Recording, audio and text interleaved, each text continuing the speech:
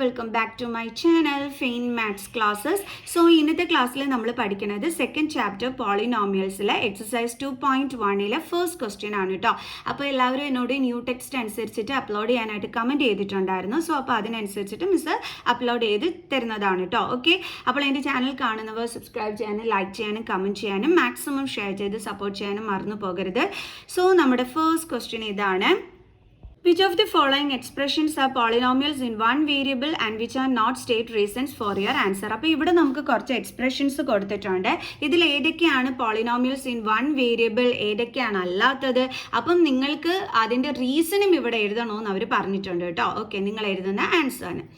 അപ്പോൾ എങ്ങനെയാണ് നമ്മൾ ഈ പോളിനോമിയൽസ് ഇൻ വൺ വേരിയബിൾ ആണോ എന്നുള്ളത് നമ്മൾ ചെക്ക് ചെയ്യണത്?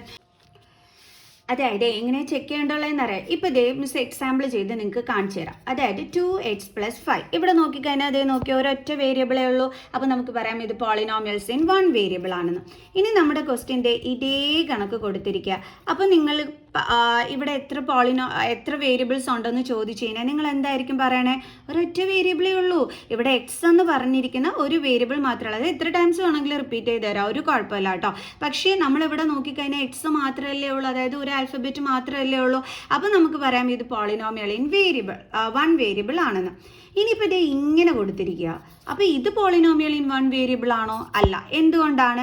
ബിക്കോസ് ഇവിടെ ദേ എക്സ് ഉണ്ട്, അതേപോലെ വേറൊരു ആൽഫബറ്റും കൂടി വന്നിരിക്കുന്നു അല്ലേ, വൈ എന്ന് പറയുന്നത്. അതായത് വേറൊരു വേരിയബിളും കൂടി വന്നിരിക്കുന്നു. വേരിയബിൾ എന്ന് പറഞ്ഞു കഴിഞ്ഞാൽ നമ്മുടെ ആൽഫബറ്റ്സ്, ഇംഗ്ലീഷ് ആൽഫബറ്റ്സ്, അതാണ് നമ്മൾ വേരിയബിൾ എന്ന് വിളിക്കുന്നത് കേട്ടോ. അപ്പോൾ ഇവിടെ എക്സ് കൂടാതെ വേറൊരു വേരിയബിളും കൂടിയാണ് വന്നിരിക്കുന്നത്. അപ്പോൾ ഇതിനെ നമുക്ക് പോളിനോമിയൽ ഇൻ വൺ വേരിയബിൾ എന്ന് വിളിക്കാൻ പറ്റുമോ? ഇല്ല. പോളിനോമിയൽ ഇൻ വൺ വേരിയബിൾ ആയിരിക്കണമെന്നുണ്ടെങ്കിൽ നിർബന്ധമായിട്ടും അതിൽ ഒരു വേരിയബിൾ മാത്രമേ കാണാനായിട്ട് പാടുള്ളൂ. മനസ്സിലായോ? അപ്പോൾ ഇതും എന്താണ്? പോളിനോമിയൽ ഇൻ വൺ വേരിയബിൾ ആണ്. ക്ലിയർ?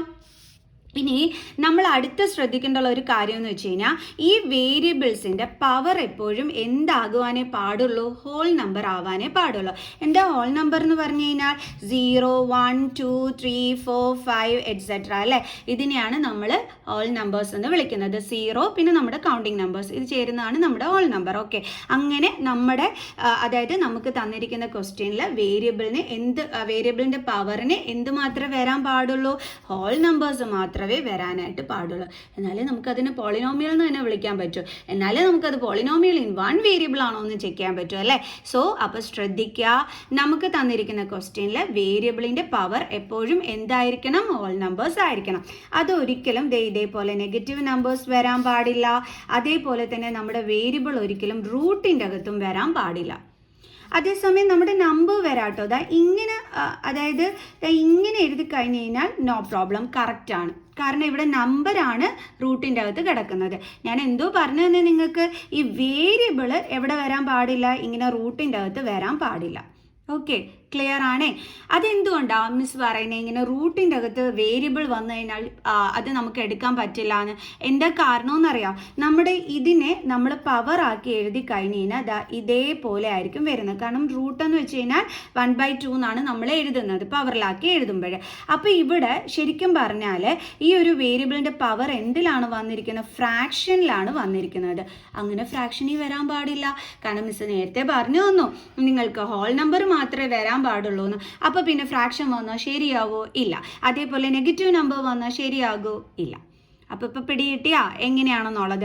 അതേപോലെ തന്നെ നിങ്ങൾ ശ്രദ്ധിക്കേണ്ടുള്ള മറ്റൊരു കാര്യം എന്ന് പറഞ്ഞു കഴിഞ്ഞാൽ ഇങ്ങനെ ഡിനോമിനേറ്ററിൽ നമ്മുടെ വേരിയബിൾ വരാൻ പാടില്ല. അതെന്തുകൊണ്ടാണ് മിസ് അങ്ങനെ പറയാൻ കാരണം? നമ്മൾ പഠിച്ചിട്ടില്ലായിരുന്നോ എക്സ്പോണൻസിൽ ഒരു ലോ? അതായത് എന്താണ്, a⁻m = 1/a⁻m എന്നും പറഞ്ഞിട്ടൊരു ലോ നമ്മൾ പഠിച്ചിട്ടുണ്ടായിരുന്നു അല്ലേ. അതായത് ഇപ്പം ഇതേപോലെയാണ് വരുന്നതെങ്കിൽ നമ്മൾ അതിനെ ന്യൂമറേറ്ററിലോട്ട് കൊണ്ടുപോകുമ്പോൾ നമ്മുടെ പവർ എന്തായിട്ട് മാറും? നെഗറ്റീവിൽ വരും. കണ്ടില്ലേ? ഈ കിടക്കുന്നതിന് നമ്മൾ ഈ a⁻m ന്യൂമറേറ്ററിലോട്ട് വന്നപ്പോൾ a⁻−m ആയില്ലേ. ഇതല്ലേ നമ്മൾ ലോയിൽ പഠിച്ചിരുന്നത്. അപ്പോൾ തീർച്ചയായിട്ടും ഇതെന്താകും? നെഗറ്റീവിൽ വരും പവർ. അതുകൊണ്ടാണ് ഡിനോമിനേറ്ററിലും നമ്മുടെ വേരിയബിൾ വന്നുകൂടാന്ന് പറയണത്. ക്ലിയർ? അപ്പോൾ എന്തൊക്കെയാണ് നമ്മൾ ശ്രദ്ധിക്കേണ്ടുള്ളത്? പോളിനോമിയൽസ് ഇൻ വൺ വേരിയബിൾ ആണോ എന്ന് ചെക്ക് ചെയ്യാൻ പറയുമ്പോഴേ അതിനകത്ത് ഒരു വേരിയബിളേ വരാൻ പാടുള്ളൂ. അതിലുള്ള വേരിയബിളിൻ്റെ പവർ എന്തായിരിക്കണം? ഹോൾ നമ്പർ ആയിരിക്കണം. എന്തൊക്കെ ആവാൻ പാടില്ല? നെഗറ്റീവ് നമ്പർ വരരുത്, ഫ്രാക്ഷനിൽ വരരുത്, അതേപോലെ വേരിയബിൾ റൂട്ടിൻ്റെ അകത്ത് വരാൻ പാടില്ല, അതേപോലെ ഡിനോമിനേറ്ററിലും വരാൻ പാടില്ല. ഇപ്പോൾ ഇത്രയും നിങ്ങൾക്ക് മനസ്സിലായല്ലോ? ഓക്കെ ആണല്ലോ? ഇനി നമുക്ക് നമ്മുടെ ക്വസ്റ്റ്യൻ ചെയ്യാം. അപ്പോൾ ഞാൻ ഈ ക്വസ്റ്റ്യൻ വായിക്കുമ്പോഴേ നിങ്ങൾ അവിടെ ഉറക്കിയിരുന്നു നിങ്ങളുടെ വിളിച്ച് പറഞ്ഞോണം, ഇത് പോളിനോമിയൽ ഇൻ 1 വേരിയബിൾ ആണ്, അതിൻ്റെ റീസണ് നിങ്ങൾ പറഞ്ഞോണം കേട്ടോ. ഓക്കെ, അപ്പോൾ നമുക്ക് സ്റ്റാർട്ട് ചെയ്യാം. സോ നമ്മുടെ ഫസ്റ്റ് ക്വസ്റ്റ്യൻ ഇതാണ്, 4x² - 3x + 7 polynomials in 1 variable ആണോ അല്ലയോ? ആണല്ലേ. എന്തുകൊണ്ടാണ് പോളിനോമിയൽസ് ഇൻ 1 വേരിയബിൾ? ഇതിനകത്ത് ഒരു വേരിയബിളേ ഉള്ളൂ, ആ വേരിയബിളിൻ്റെ പവർ എന്തിലാണ് കിടക്കുന്നത്? ഹോൾ നമ്പറിലുമാണ് കിടക്കുന്നത്. അപ്പോൾ നമുക്ക് എഴുതാം. എസ് ഇറ്റ് ഈസ്, നമുക്ക് റീസൺ എഴുതാൻ പറഞ്ഞിട്ടുണ്ട്, അതുകൊണ്ട് നമ്മൾ റീസൺ എഴുതൽ മസ്റ്റാണ്. It is polynomial in 1 variable because each exponent, അല്ലേ, നമ്മുടെ എക്സിൻ്റെ എക്സ്പോണൻറ്റ് എന്ന് പറഞ്ഞിരിക്കുന്നത് each exponent of x is a whole number. എക്സ്പോണൻറ്റും പവറും ഒന്ന് തന്നെയാണ്. നിങ്ങൾ എന്താണ് എക്സ്പോണൻറ്റ് എന്ന് വെച്ചാൽ വേറെ എന്തെങ്കിലും ആണെന്നും പറഞ്ഞിരിക്കരുത്. ഈ പവറിനാണ് നമ്മൾ എക്സ്പോണൻറ്റ് എന്നും തന്നെ നമ്മൾ വിളിക്കുന്നത് കേട്ടോ. ഓക്കെ, നിങ്ങൾക്ക് വേണമെങ്കിൽ പവർ ഓഫ് എക്സ് എന്നും എഴുതാം, no problem. X is a whole number. മനസ്സിലായല്ലോ എൻ്റെ മക്കൾസിന്? അടുത്ത ക്വസ്റ്റ്യൻ ഇതാണ്, y² + √2 പോളിനോമിയൽ ഇൻ 1 വേരിയബിൾ ആണോ അല്ലയോ? ആണോ? പോളിനോമിയൽ ഇൻ 1 വേരിയബിൾ ആണോ? തീർച്ചയായിട്ടും ആണല്ലേ.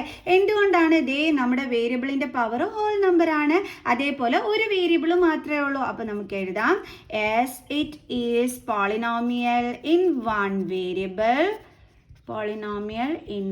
വേരിയബിൾ. സെയിം റീസൺ തന്നെ എഴുതിയാൽ മതി കേട്ടോ.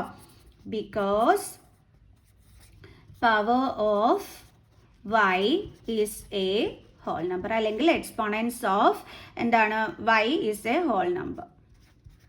Clear? Okay. Next question, 3√t + t√t 2. Okay, പറ, പോളിനോമിയൽ ഇൻ 1 വേരിയബിൾ ആണോ അല്ലയോ? ആണോ അല്ലയോ? എന്താണ് ആൻസർ? യെസ്, നോ ആണല്ലേ ആൻസർ. ഞാൻ എസ് എന്ന് പറഞ്ഞപ്പോൾ എസ് ആണെന്ന് വിചാരിച്ചു, അല്ല കേട്ടോ, നോ ആണ് ആൻസർ. എന്തുകൊണ്ടാണ് ഇവിടെ മിസ് നോ എന്ന് പറയാൻ കാരണം? നമ്മുടെ വേരിയബിൾ റൂട്ടിൻ്റെ അകത്ത് കയറി കിടക്കുന്നു. അങ്ങനെ വന്നാൽ ശരിയാവോ? ഒരിക്കലും ഇല്ല അല്ലേ. അപ്പോൾ നമുക്ക് എഴുതാം, it is not a polynomial in 1 variable. Reason എന്ത് കൊടുക്കാം നമുക്ക്? ഹോൾ നമ്പർ ഒന്നും അല്ല അല്ലേ. അപ്പോൾ നമുക്ക് എഴുതാം, because power of t is not a whole number. It's not a whole number. Clear? നമുക്ക് നെക്സ്റ്റ് ക്വസ്റ്റ്യൻ ചെയ്യാം. അടുത്ത ക്വസ്റ്റ്യൻ ഇതാണ്, y + 2/y polynomial in 1 variable ആണോ? അല്ല, മിസ് പറഞ്ഞു തന്നിട്ടുണ്ട് നിങ്ങൾക്ക്. ഡിനോമിനേറ്ററിൽ നമ്മുടെ വേരിയബിൾ വന്നു കഴിഞ്ഞാൽ കണ്ണും പൂട്ടി എഴുതിക്കോണം. It is not a polynomial in 1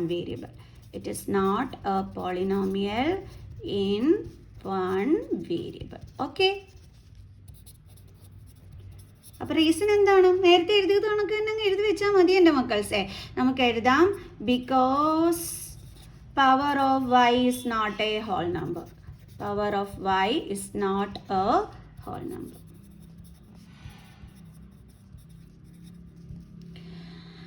okay, clear? കാരണം ഈ വൈനെ മിസ് പറഞ്ഞു, ഈ വൈനെ നമ്മളിപ്പോൾ ന്യൂമറേറ്ററിലോട്ട് കൊണ്ടുപോവുകയാണെങ്കിൽ അതിൻ്റെ പവർ എന്ത് വരും? നെഗറ്റീവിൽ വരും. അതുകൊണ്ടാണ് നമ്മൾ എടുക്കാത്തത്. അതുകൊണ്ടാണ് നമ്മൾ ഹോൾ നമ്പർ അല്ല എന്ന് റീസൺ എഴുതാനും കാരണം. Next question, x⁻10 + y⁻3 + t⁻50. ഇതെല്ലാവരും കണ്ണും പൂട്ടി പറയും. ഞാൻ ചോദിക്കാനേ പോകുന്നില്ല പോളിനോമിയൽ ആണോ, പോളിനോമിയൽ ഇൻ 1 വേരിയബിൾ ആണോ അല്ലയോ എന്നുള്ളത്. കാരണം എല്ലാ മക്കൾസും വെറുതെ 3 ആൽഫബറ്റ്സ് കിടക്കുന്നത്, 3 ഡിഫറെൻറ്റ് വേരിയബിൾസ് കിടക്കണം. അപ്പോഴേ നമുക്കറിയാം അല്ലേ, it is not a polynomial in 1 variable.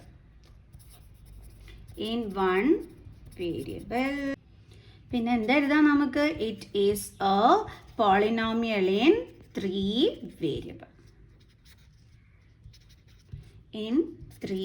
Variable. കാരണം 3 വേരിയബിൾസ് ഉള്ളതിന് നമുക്ക് പോളിനോമിയൽ ഇൻ 3 വേരിയബിൾ എന്നല്ലേ നമുക്ക് പറയാൻ പറ്റൂ അല്ലേ. ഓക്കെ, അപ്പോൾ എല്ലാവർക്കും മനസ്സിലായോ? ഭയങ്കര ഈസി സംഭവം അല്ലേ. അപ്പോൾ ഓക്കെ ആണല്ലോ. അപ്പോൾ നമുക്ക് നെക്സ്റ്റ് വീഡിയോ ആയിട്ട് കാണുന്നത് വരെ ബൈ ബൈ.